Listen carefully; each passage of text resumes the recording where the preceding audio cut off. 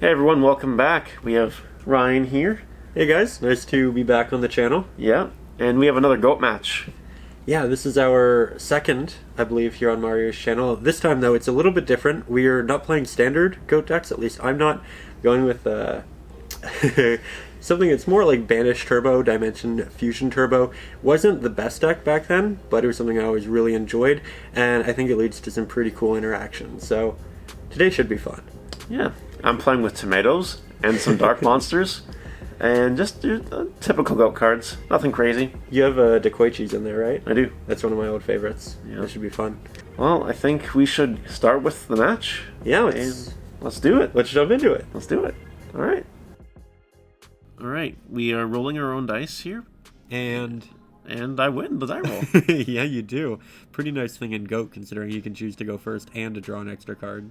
Yeah, but this is me. We don't draw good cards like Pot of Greed or Delinquent Duo, Graceful Charity, none of that. We're just going to T-set pass.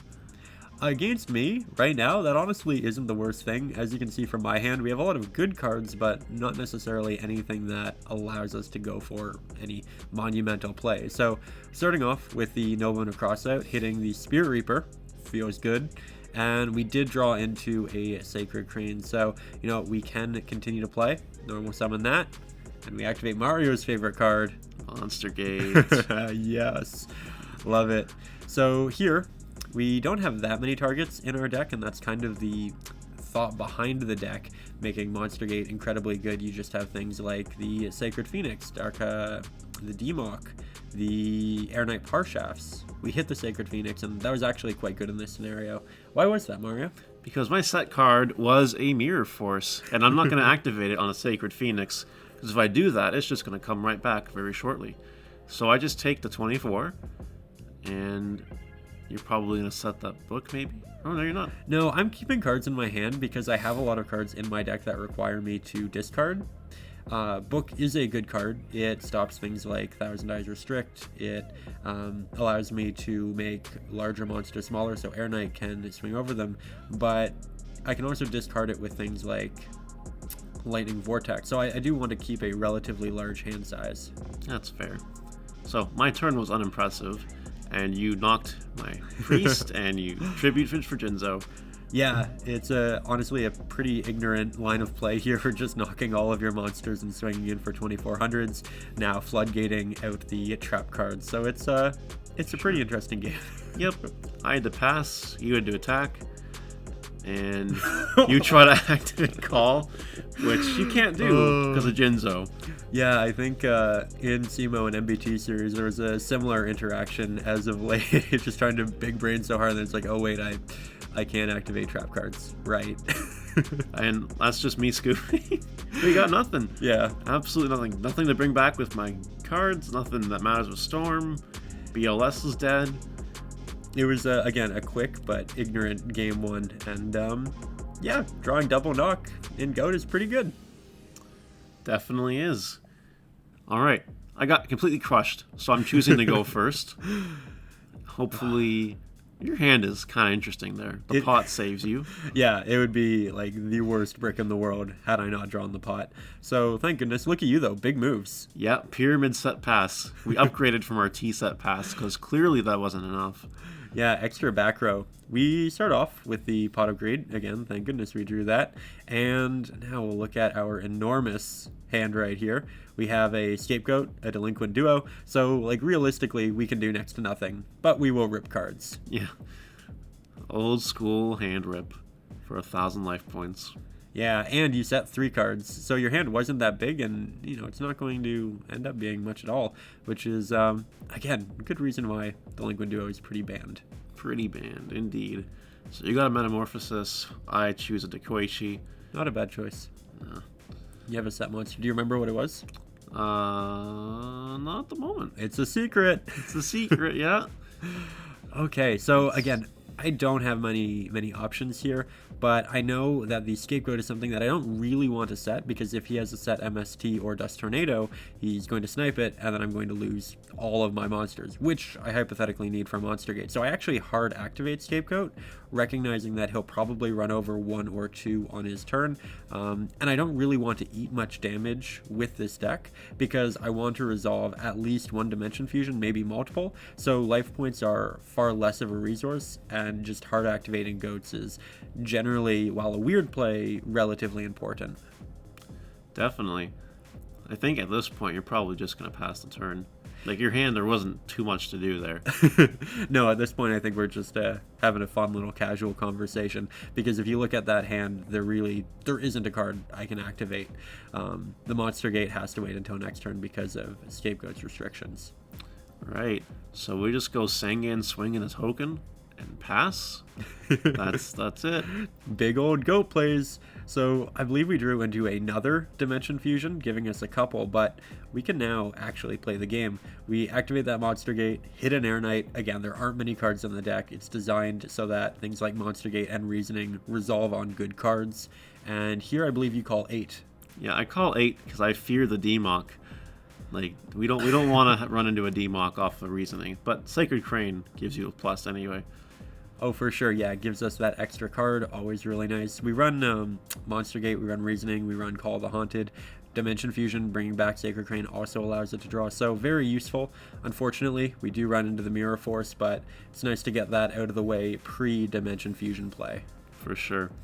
I just got the +1 off it, but all your cards, your Sacred Crane made up for it. Like, it's ridiculous. All I can do is just attack your goats. Yeah, and setting the card.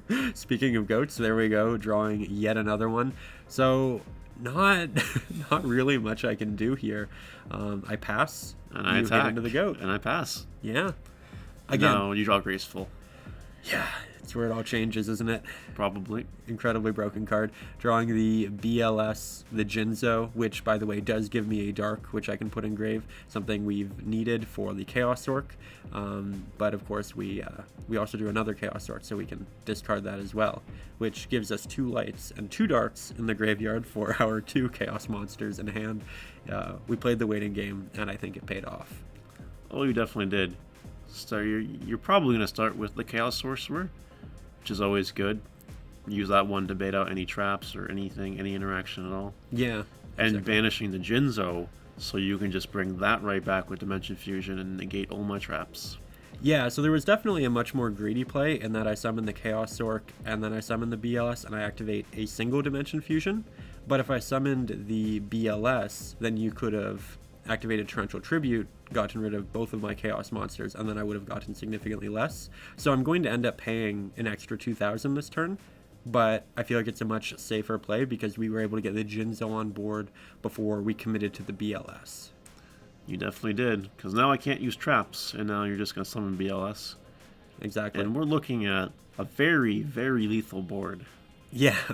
So at this point, the board's huge, like no doubt about it, but he does have answers. If he has Book of Moon, that's a great card. If he has Scapegoat, that's a great card. Doesn't necessarily need traps to stop battle in Goat, but I felt like the board we were able to build was just going to win us the game, so I kind of went all in here. The Sacred Grain did draw us into an MST, which we did pop the back row with, and it was a useful card. It was a Book of Moon. Now, I had a few options. It was, if I book the BLS, you're going to have less offensive pressure. But in my brain, I know that my other set is a Scapegoat, so I don't care about Jinzo. I know that your Parshath will draw you cards no matter what, because my set is a Scapegoat. And at that point, like, it's either one or the other. Like, do I let you draw with Parshath, or do I take a little bit of extra damage? That's kind of what we're going with. And I don't want you to draw, because you're going. You're strong. And a follow-up play, I also have Metamorphosis in my hand. So if I did book the BLS, I wouldn't be able to take it and truly benefit from it next turn. Yeah, I've got to say, when you activated that book and you thought so hard about it, I was like, oh no, I didn't win. Committed all of those cards. Again, there was a chance, right? There are these great defensive spell cards in Goat, but when you really committed to that thought, I was like, all right, it's going to turn into a grind game, which isn't great for the deck that I'm playing. You really want to win quickly with it because you're paying a lot of life points. You don't necessarily actually have that many resources, and traditional Goat definitely racks that up a lot better. So it was a questionable time for us. Though we do have a couple of cards in hand that are still pretty decent, and again, a board presence that I felt he probably wasn't going to break successfully. Oh, definitely not.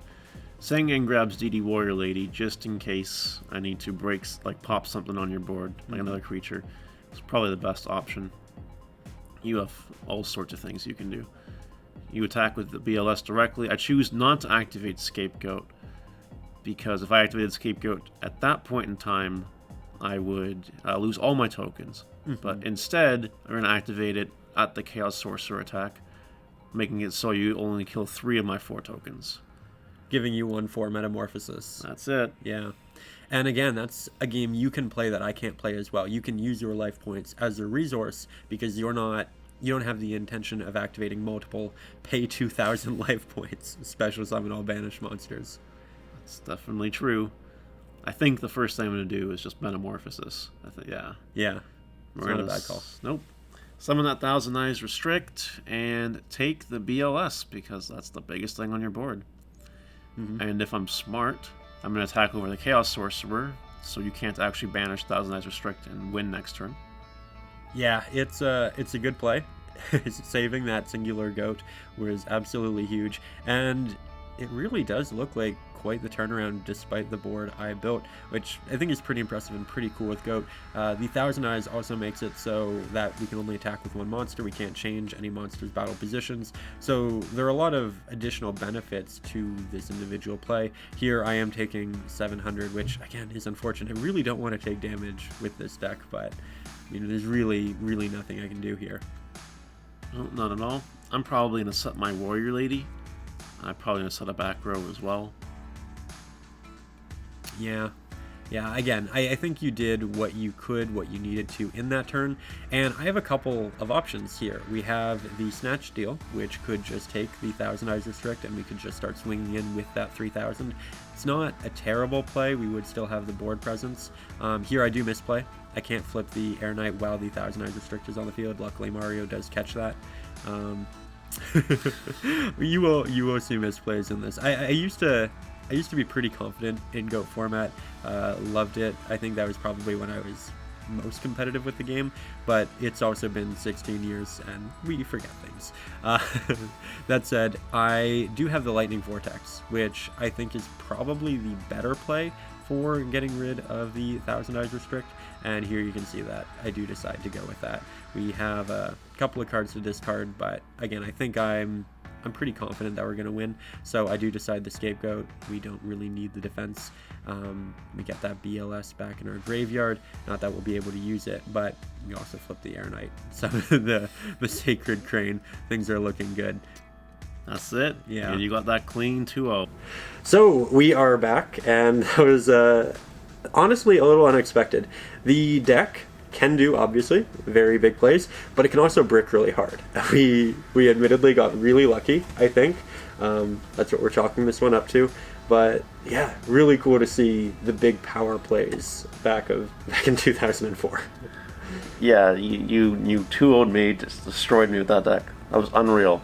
Yeah, that was insane. Again, I think I got pretty lucky, but it was fun, and I think we should do a rematch. Well, we will do a rematch. Okay, so we have a rematch coming. If you got this far, make sure that you hit the little notification bell. We actually get to see the rematch, because as far as I'm aware, you don't have a set day each week for these, right? It's whenever. Okay. We're going for 1 a week. Okay, That's I like the that. goal. That's consistent-ish for us. Yeah. Nice. You upload daily though, so. For now. Yeah, it's making me look bad. But yeah, so make sure that you subscribe and hit the little bell so you get to see the new ones. And we will be bringing you different GOAT decks in the future. I want to play with like a Warrior Turbo deck. I want to play with more of a Chaos Turbo deck. I'm just going to say Turbo after every deck. It's fun, it's GOAT. It's fun, it's GOAT. Okay, that's a long enough outro. We'll see you soon. See you later. Thanks for stopping by. Yep.